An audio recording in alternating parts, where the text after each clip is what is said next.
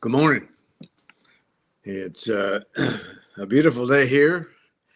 We've had some really hot weather, but we've got a very pleasant day, and I hope wherever you are, it's a pleasant day for you. And I believe that regardless of what the weather is, if our joy, if our happiness, if our success in life or feeling of success in life is based on the weather, based on politics, based on the stock market, based on a whole lot of things that people could have mess up their opportunity to have joy and peace of mind, that's too bad, because those things aren't the things that bring peace, and they never were, and they never will be.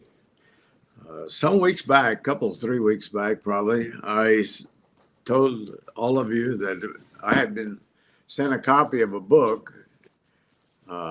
It's The Adventures of Croak, and I mentioned that it was written by a Christian brother that I know and love and have for a number of years. And it's a novel, and the croak is a frog. And the book has got a lot of illustrations and examples and applications that would apply to human beings. I don't know that it's true to the frog, but anyway. And yesterday I finished reading it, and when I spoke of it first time, I had not read it. I had received it, and I have a significant amount of confidence in the writer, so I felt like it wouldn't be anything that would be harmful to anybody. But I would say after reading it that it's an interesting book. I was really kind of surprised. I don't spend a lot of time reading novels of any kind, but I that I it would capture my mind and my attention, and I didn't have any trouble staying with it. The only thing that I had other things that I had to do besides read the book, but the frog deals with a lot of situations that human beings deal with. And in some cases, the frog evaluates the conduct of human beings, which is kind of interesting to hear. And yet, I'm sure that it's all through the eyes, the ears, and the experiences of the writer, the author of the book, who was a gentleman, as I said, that I've known for a number of years. He and his wife and daughter have known them, and know that they love the Lord, and know that they've been tested and tried in ways that most of us haven't. And to the best of my knowledge and observation, they've been victorious, particularly for the intensity of the experiences that they've had in life.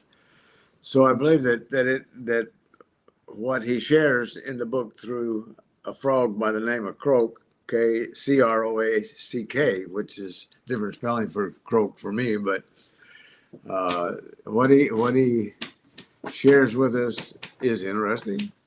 It kind of holds your attention. You kind of wonder what's coming next. And I won't give you any clues, but it is an interesting book. And you can get it at Amazon. You can get it from Barnes and Noble, and the company that he published it through, Exelon Press. So it's not hard to get. And the title is The Adventures of Croak, the Mighty Frog. And it's billed as a tale for young and old. And it's the first part, apparently, of the story that I'll share ahead of time doesn't get completed at the end of this book, of the adventures of Croak, the Mighty Frog. But I just would, again, for his sake, if people want it and can buy it, it doesn't make any difference to me. I get no money out of it at all. But so from that standpoint, I don't care. But I certainly have been a supporter of the author in times when he needed support, and I have respected his commitment to the Lord Jesus Christ and his ability to communicate and interface with people in a way that is generally considered positive to the people that he interconnects with. So If you'd like some interesting and a little bit different reading, I got to thinking that if you have children and you want to read it to your children, I think Croak would lead you into a lot of interesting conversations about human nature as it's analyzed from the so-called perspective of a frog. But uh, I think it's a worthwhile book, and I believe that anything that would be a benefit to the author, uh, Mr. Rodriguez, M. Rodriguez is the way he titles himself on the book. I think it would be money well spent, time well spent. So I thought after having read it, I endorse it from having read it before I endorsed it because I know the author.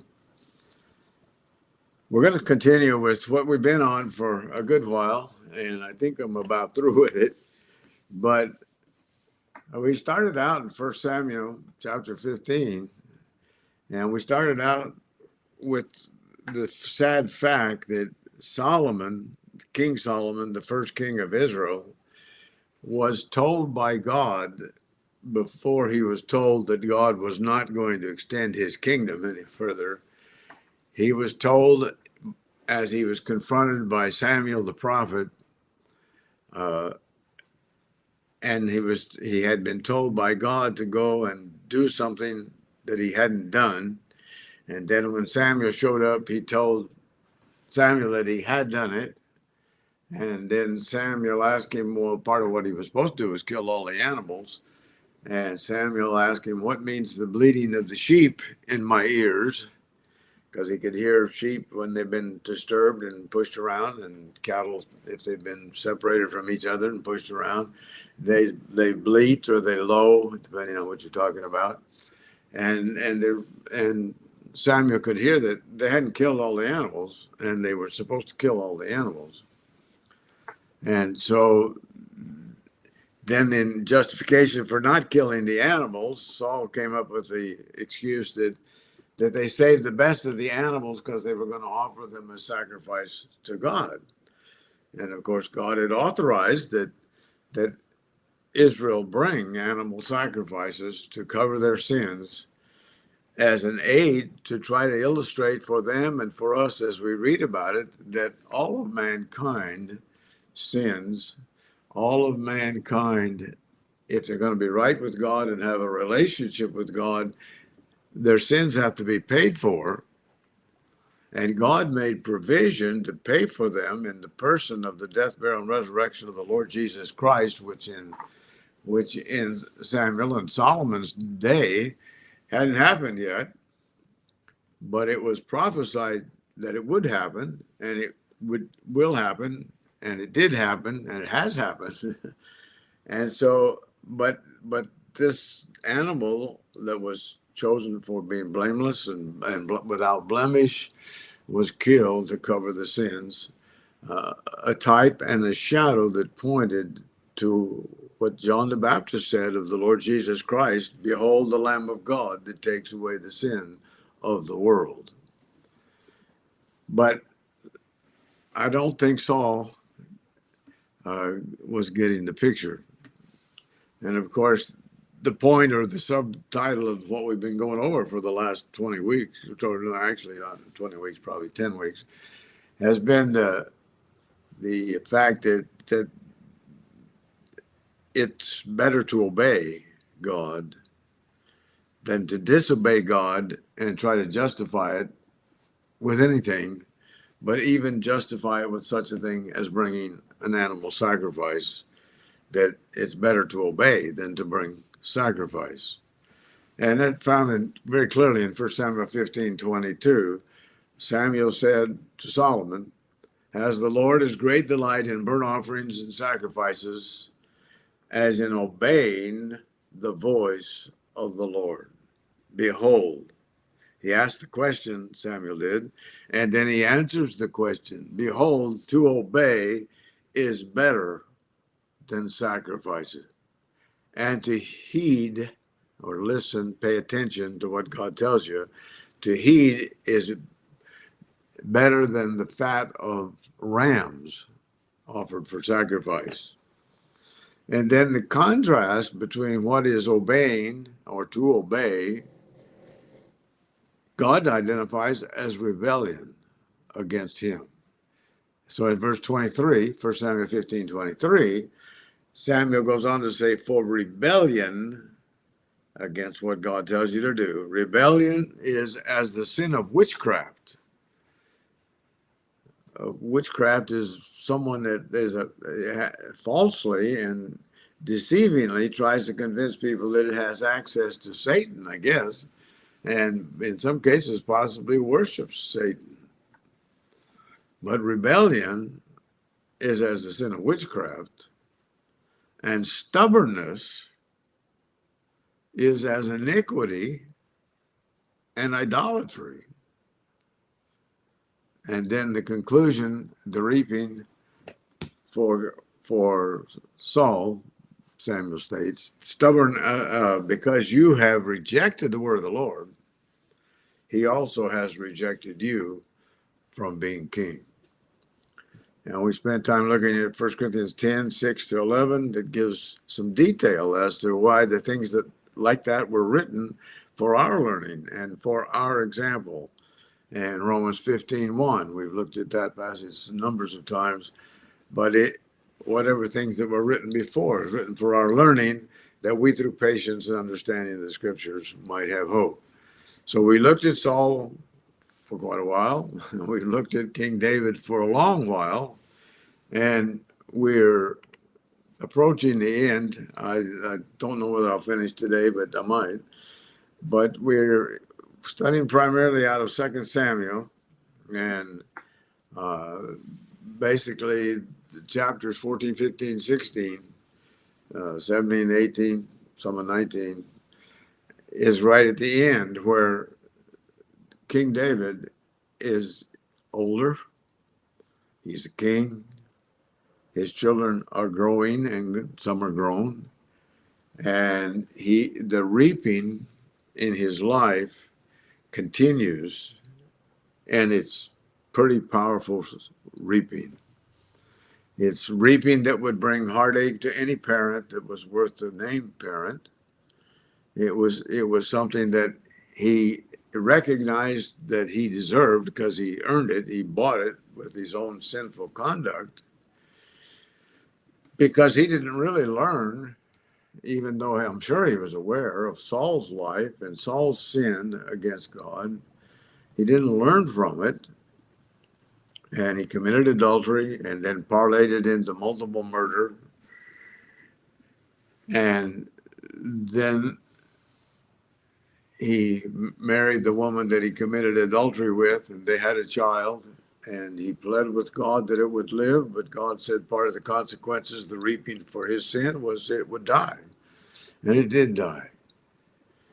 And he was told that because of his sin and the fact that he would give occasion for what we would refer to today as Christ rejectors to reject the God who defines King David as a man after his own heart, and he violated the instruction that God had given to him, David, and he's continuing to reap. So, and the bloodshed continues in his own family, and he has a daughter with a brother that was his son, and the brother raped the daughter.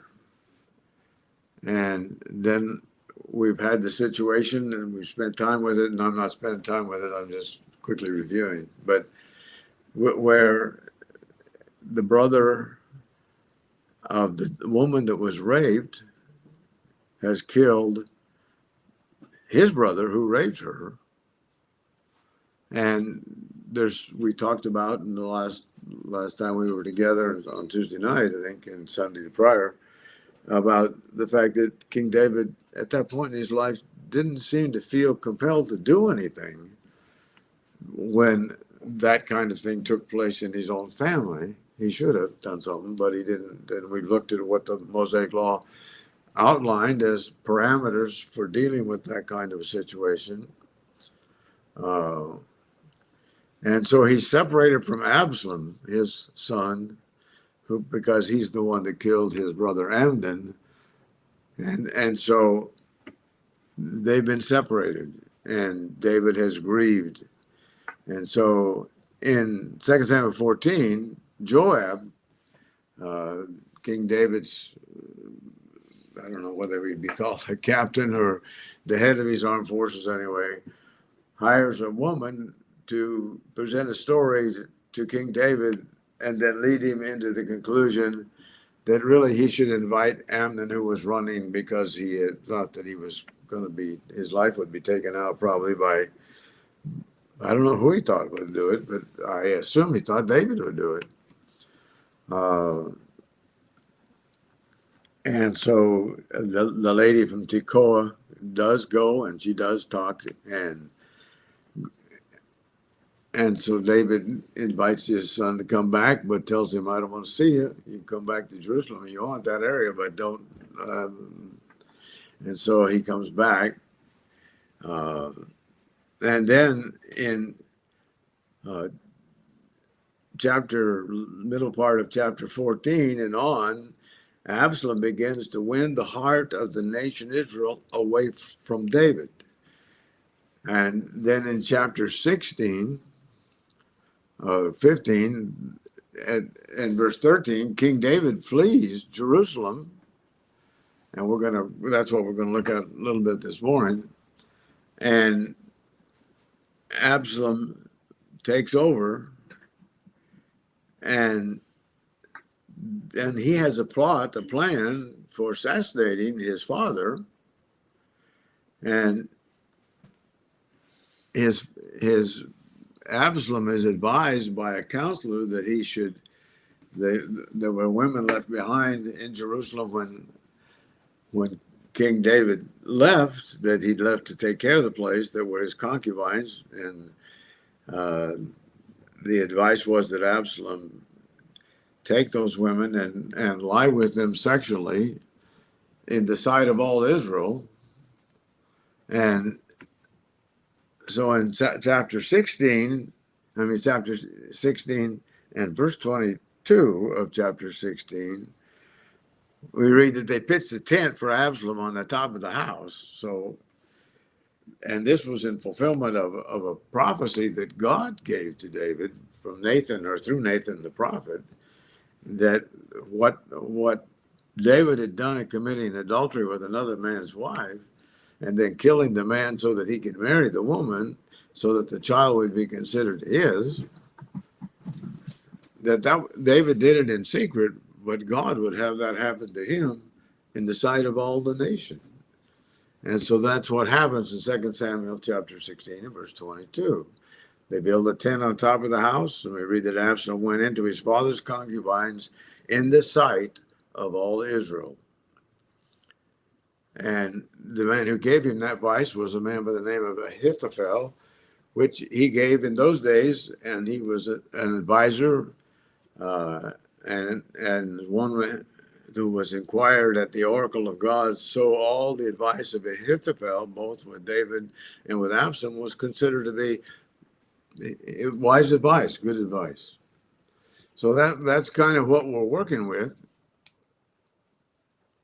And we're going to back up a little bit, because after Absalom is invited back in the vicinity of the nation Israel and Jerusalem, and he begins trying to win his father's kingdom away from him. And in chapter 15, we read, 2 Samuel 15, that Absalom gets himself a chariot and horses and 50 men who run before him as he rides, I guess, on his chariot with his horses. And he begins a process that apparently lasted for a number of years, but a process of rising early and standing by the gate of where people come to see the king in the morning, particularly if they have a judgment or lawsuit of some kind. And Absalom would come to a person, an Israelite, that was coming for a judgment from the king, and he would say to the person, "You got a good case, and it's good and it's right, but there's no deputy from the king that can settle your case for you. The king hasn't made any provision for you. And then he'd go on to say that if I was made the judge uh, in this land, and everyone who had a suit and a case would come to me, then I would give them justice. The implication being, of course, that King David was not doing that because he wasn't, apparently. And then we read that when anybody came near to bow down to him, that Absalom would put his hand and take him and kiss him. And it says in verse 6 of 2 Samuel 15 that in this manner Absalom acted toward all Israel who came to the king for judgment.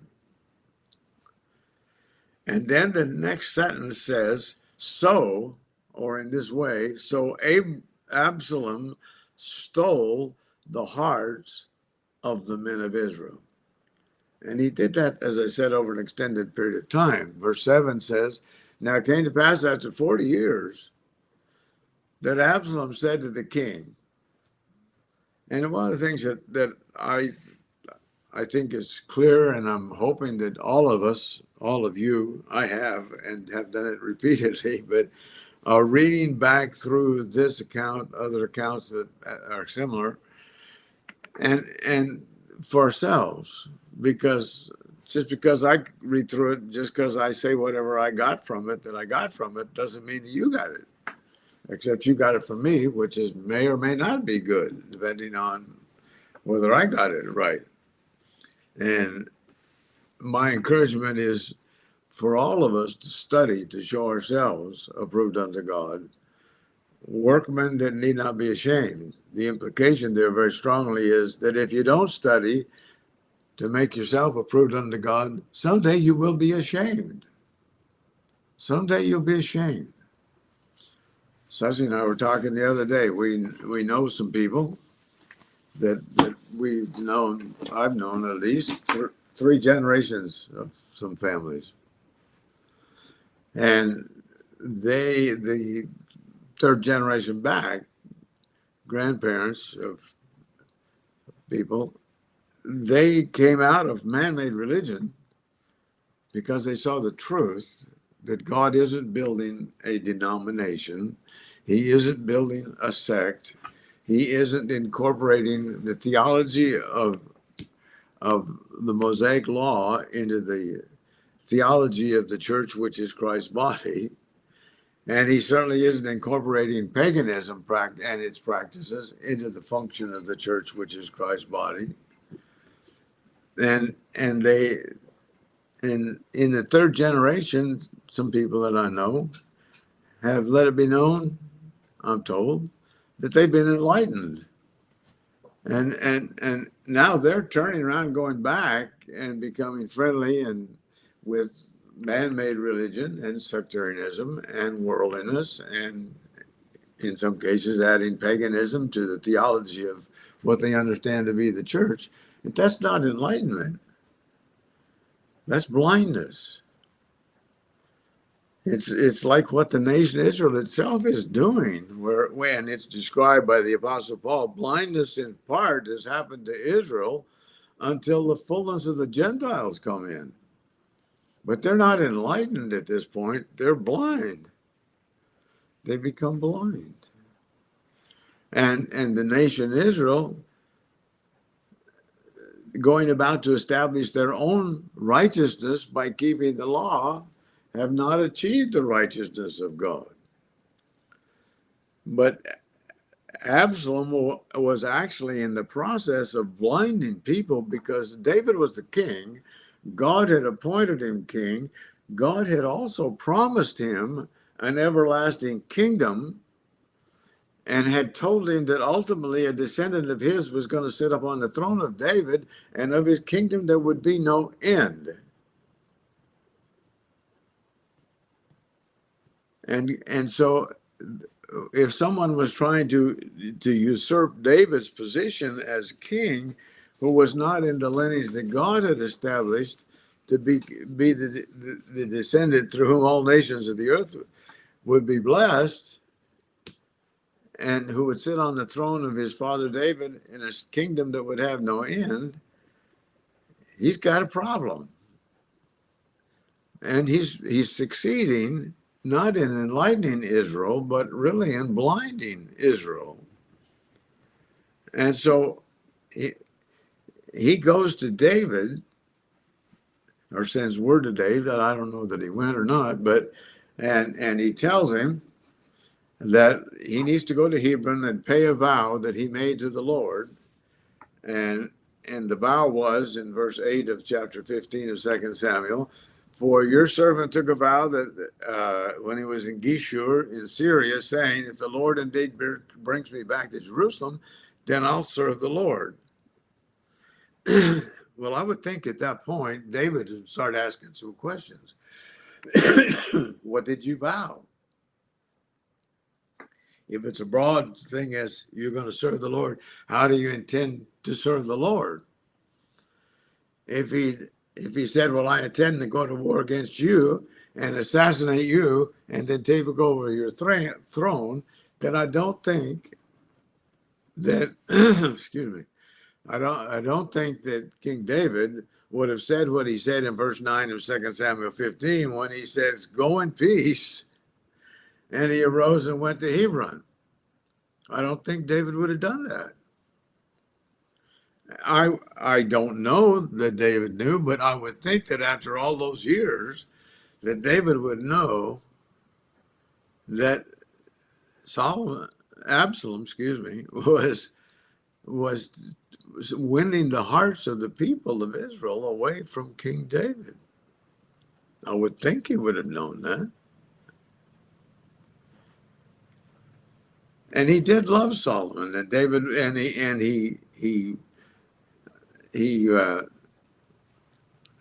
and again, it's not Solomon, it's Absalom. He did love Absalom, and he was really kind of soft, I would say, in the head about Absalom. And as this story unfolds, it's really doesn't speak very well of the way King David functioned at this point. So he tells him, okay, go and makes no question as to what he's going to do or what to expect. And so then as we move on in 2 Samuel 15, we read in verse 10 that Absalom sent spies throughout all the tribes of Israel. Absalom did. And he told them, he says, as soon as you hear the sound of the trumpet, you shall say, Absalom reigns in Hebron. So what Absalom intended to do was to have himself crowned king. And it goes on in verse 11 that he took 200 men with him that he invited from Jerusalem. And it's interesting that they apparently, like King David seems to be acting, but they had no idea. It says they went along innocently and didn't know anything. In other words, they didn't know that Absalom was about to try to take over, get himself anointed king of Israel. And so then in verse 12, Absalom sends for Ahithophel, the Gideonite, David's counselor from his city, from Gilo, where he offered sacrifice, and this conspiracy grew strong, the conspiracy against King David, for the people with Absalom continually increased in number. And so then, sure enough, a messenger comes to David and he says to him, quote, in verse 13 of chapter 15, the hearts of the men of Israel are with Absalom, unquote.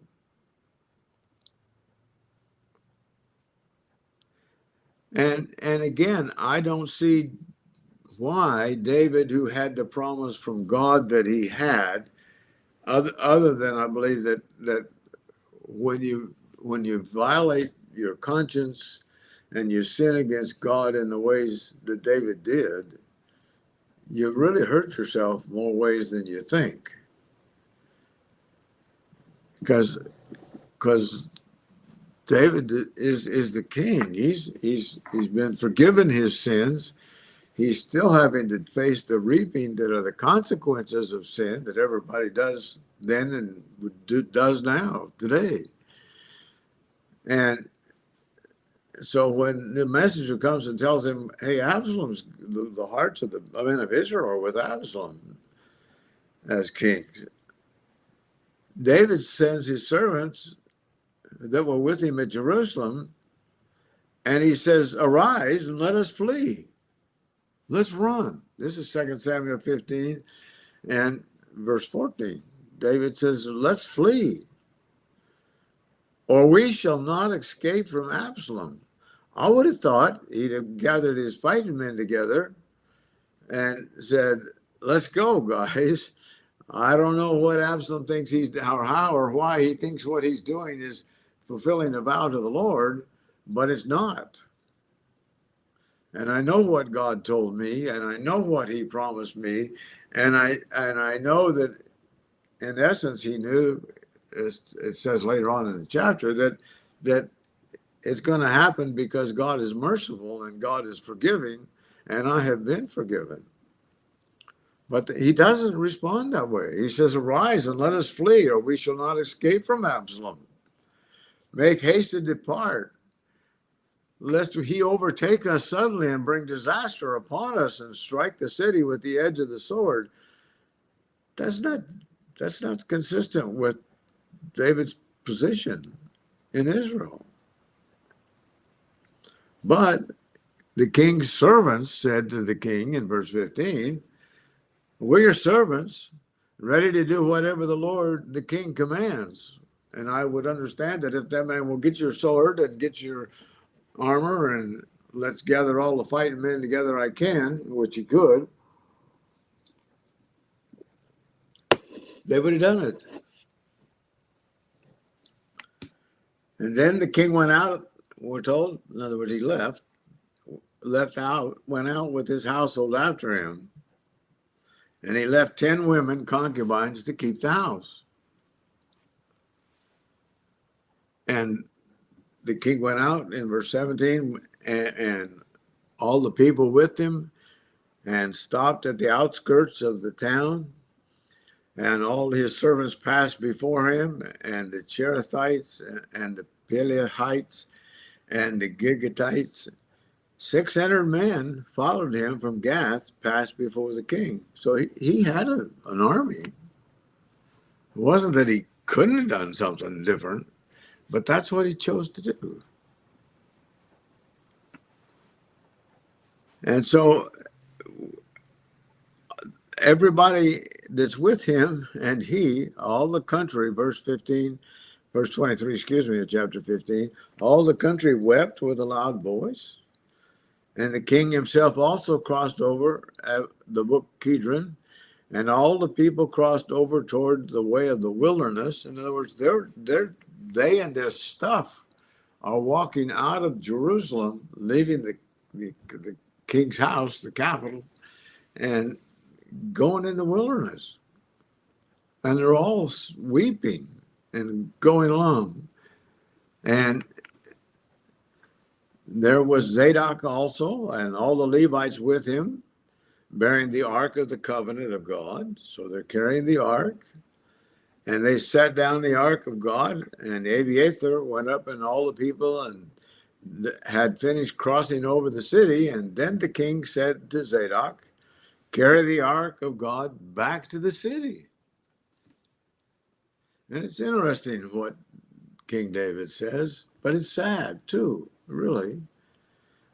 "If I find favor in the eyes of the Lord," he says, this is a quote, "he will bring me back and show me both it and his dwelling place. But if he says thus, quote, 'I have no delight in you,' unquote," David says, "Here I am. Let him do as seems good to him." So David, it's not that David should be fighting, that there is reaping, And not that he should be surprised, because he was told exactly what was going to happen within his own family, and it started right out in the account in First and Second Samuel. And but yet God isn't the one that's taken him off of the throne. But Absalom is a son that he loves, a son that I think he's soft on, frankly, and a son that God is not going to let take over. God's going to take his son out. And so the king says to Zadok, the priest, "Are you not a seer?" In other words, don't you look ahead and tell and give counsel and advice on the future? And he tells him, he says, because what David is doing, he's leaving and he's not fighting, and he isn't going to confront Absalom. And yet he's not just completely out of the picture. He's still concerned about what's going down. And so he's going to have somebody go back to the city, or those who are back in the city, when Absalom gets there and begins to try to reign from the city, from David's throne, so to speak. He wants them to be able to report to him, to David, what Absalom is doing in David's absence. So he says, "Return to the city in peace, and your two sons with you, Ahimaaz and Jonathan, the son of Abiathar. See, I will wait in the plains of the wilderness until the word comes from you to inform me." Therefore Zadok and Abiathar carried the ark of God back to Jerusalem and remained there. And then probably one of the saddest pictures that you can paint with words of King David's frame of mind. David went up by the ascent of the Mount of Olives and wept as he went up. He had his head covered and went barefoot, and all the people who were with him covered their heads and went up weeping as they went up. And then someone told David, saying, "Ahithophel is among the conspirators with Absalom." And David said, "O Lord, I pray, turn the counsel of Ahithophel into foolishness." And it happened when David came to the top of the mountain where he worshiped God. So they're all weeping. They all have their face bowed. They have their heads covered, and they're leaving. They're abandoning Jerusalem.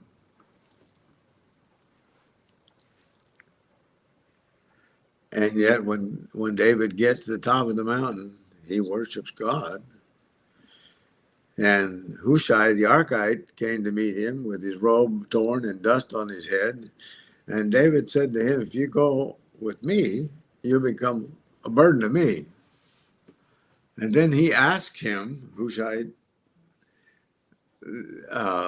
he asked him, "You go back, and you won't be a burden to me. But if you return to the city and say to Absalom, go back to Absalom and say, 'Look, I'll be your servant, O king, as I was your father's servant previously. So I will now also be your servant, that then you may defeat the counsel of Ahithophel for me.'" So in other words, David is saying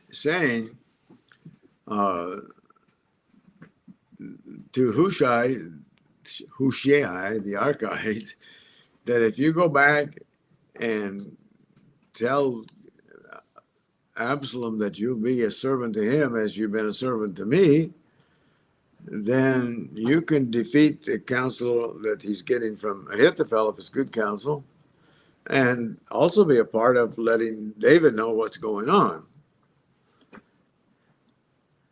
And David goes on and tells him, "You've got Zadok and Abiathar, the priest, who are there. They're with me, basically. And whatever you hear from the king's house, you can tell Zadok and Abiathar, the priest. And they have there with them Ahimaaz, Zadok's son, and Jonathan, Abiathar's son, and you can let me know everything you hear. So it's kind of a funny deal because he's not just totally giving up, but yet he didn't have whatever it would have taken to confront his son and say, "Look, Absalom, I love you. I don't want to see you killed. I don't want to have to kill you, but you're not taking over the throne." And I believe he would have been consistent with God's, you might say, overall plan if he just said, "God has promised me an everlasting kingdom, and if you're going to try to assassinate me and get the kingdom, well, it'll be if it happens, it'll be over one of our dead bodies. But I'm not just walking off." But he just walked off, and yet he's still keeping he has some either hope or anticipation that God is going to work or something's going to happen, and he wants to know what's going on, and so he's making arrangements to do that. And so we read that Hushai, David's friend, went into the city, and Absalom at this point comes into Jerusalem, and Ahithophel has some advice for Absalom. And I'm stuttering over his name. Ahithophel was given some pretty good advice, really, but it wasn't advice that's consistent with God's plan and God's order and what God expects of David or is going to provide for David. And so Ahithophel says to Absalom that he wants to take 12,000 people and go after David right away. In other words, they've just walked out of the city of Jerusalem. They've climbed up the Mount of Olives. They're leaving, going into the wilderness. And Ahithophel says, "Look, let me get 12,000 men and I'll go get him." They're not organized. They're tired. They're hungry. They're wore out. They're not going to, and I won't kill everybody. He says, "I won't kill everybody, but I'll just," excuse me, I'll just get your father, and that's all. I will strike only the king," he says. "And then, then I'll bring all the people back, all the people to you. And when all return except the man whom you seek, and all the people will be at peace. I'll go out, I'll get him now, I'll kill King David, I'll assassinate King David, and I'll protect everybody else, and then there'll be peace." Well, I guess Absalom wasn't sure that he was willing to go on that, so he tells him, "Well, you get a hold of Hushai the Archite, and let us hear what he has to say." And so Hushai the Archite, of course, he's David's man. And so, and by the way, he's also God's man in this case. And so when he hears, he says, he's told what Ahithophel has said, and says, "Shall we do the same thing? And if that's not what we should do, then you tell us. You tell us." So Hushai says to Absalom, "The advice Ahithophel has given is not good at this time." And I think it's interesting the way he approaches it. He didn't say, it's stupid. It would never be a good time, but he says it's not good at this time. And so he's in essence saying, I'm not putting him down. But right now, this is not the time. For you know your father and his men.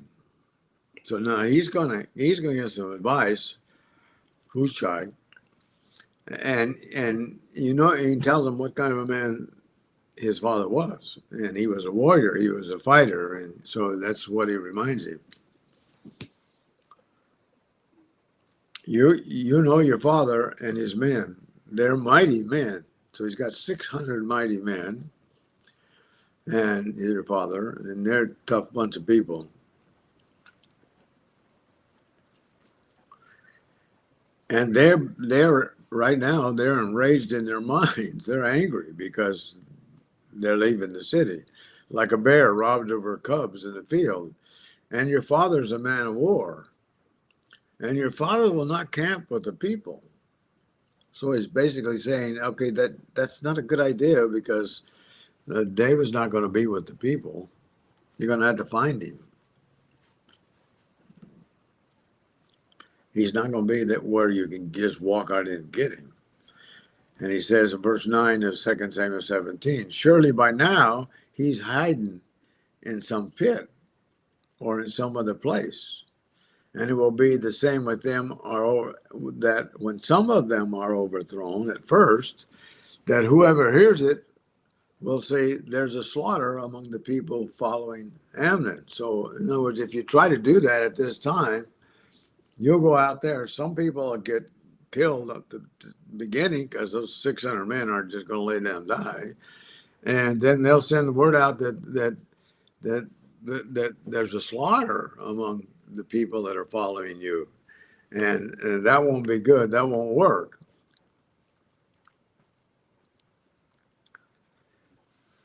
And even those that are valiant, he goes on in 17:10, he is valiant whose heart is like the heart of a lion will melt completely. For all Israel knows that your father is a mighty man, and those who are with him are valiant men. So he lays the foundation. So this is my advice, he says. Let's wait. Let's not go now. I advise that all Israel will be fully gathered together to you. In other words, he's telling him, in a little time, all of Israel will be united supporting you as king. From Dan to Beersheba, like the sand that is by the sea for multitude. And that you go, my advice is that you go to battle in person. When time comes, you lead the battle. So we will come upon him in some place where he may be found, and we will fall on him as the dew falls on the ground. I mean, all these thousands of people that he's talking about. And of him, all the men who are with him, there shall not be left so much as one. And moreover, if he is withdrawn into a city, then all Israel shall bring ropes to that city, and we shall pull it into the river until there's not one small stone found there. Well, he paints a nice picture, and it looks successful and everything in the way he picks it. So Absalom and all the men of Israel said, quote, the advice of Hushai the Archite is better than the advice of Ahithophel. And then we get insight that they didn't have. For the Lord has purposed to defeat the good advice of Ahithophel. For the Lord had purposed to defeat the good advice of Ahithophel, to the intent that the Lord might bring disaster on Absalom. So Absalom's effort to assassinate his father David, King David, was doomed for failure.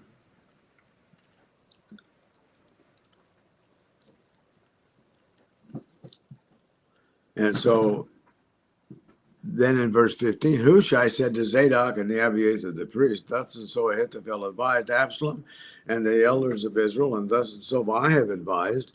Now therefore send quickly and tell David, saying, do not spend the night in the plains. In other words, Ahithophel thought that they would be staying in the plains, and they might have been, but they also had the feedback that they were going to get from what was taking place. So the advice was, tell David, don't spend the night in the plains of the wilderness, but speedily cross over, lest the king and all the people who are there be swallowed up. So they were very much concerned that David keep on moving. And so then the two runners that were going to spread the advice, they dared not be seen coming into the city of Jerusalem, we're told in verse 17 of chapter 17 of 2 Samuel. And so they used female servants to come and tell them, and then they would go tell David. But as is always the way it goes, we read in verse 18 that a lad saw them and told Absalom. So now Absalom knows that there's information going. But then he sends men to go get them. And when they come to the house where the men, the guys with the advice, they said, where's Ahimaaz and Jonathan? So the woman said to them, they've gone over the water brook. And when they searched and could not find them, they returned to Jerusalem. Well, what they done is they gone down in a well, and she put a lid over the top of the well and sprinkled corn on it, I assume, so that, I guess that's what they did to dry it maybe or something, or to cure it.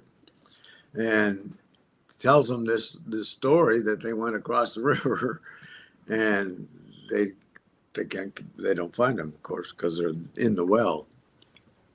So we read in verse 21 that after they departed, they came out of the well and went and told King David and said to David, arise, cross over the river quickly, for thus has Ahithophel advised against you. So David and all the people who were with him rose, crossed over Jordan.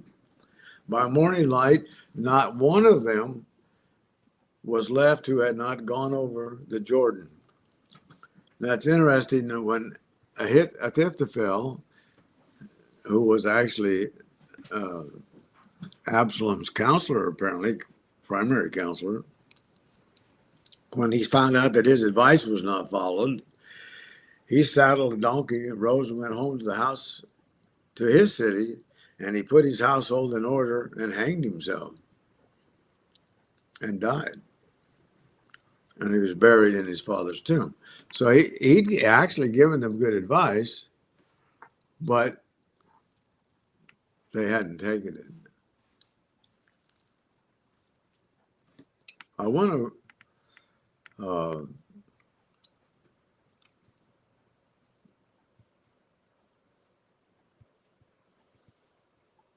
I want to stop and think for a little bit of David, all the trials, all the tests that he had,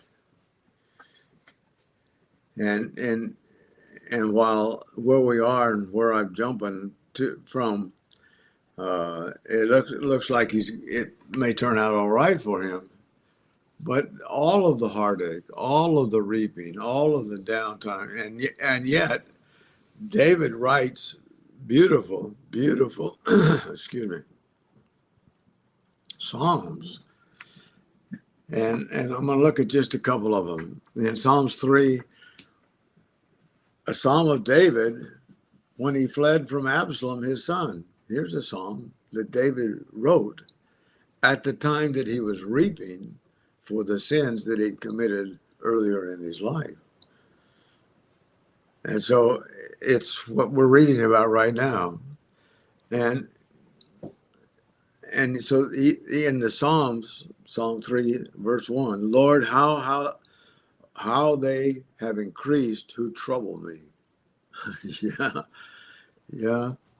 His own beloved son, Absalom, was the one who wanted to assassinate him. Many are they who rise up against me. Many are they who say to me, there's no help for him in God. And then there's that word Selah that I understand. I mean, let's pause and think about that. Yeah, many were saying that, but did that make it so? No, that didn't make it so, but that's what they were saying. And then he says in verse 3, but you, O Lord, are a shield for me. Well, that's what we just saw. The counsel of Ahithophel was ignored, and David was going to make his escape. They weren't going to get him for sure.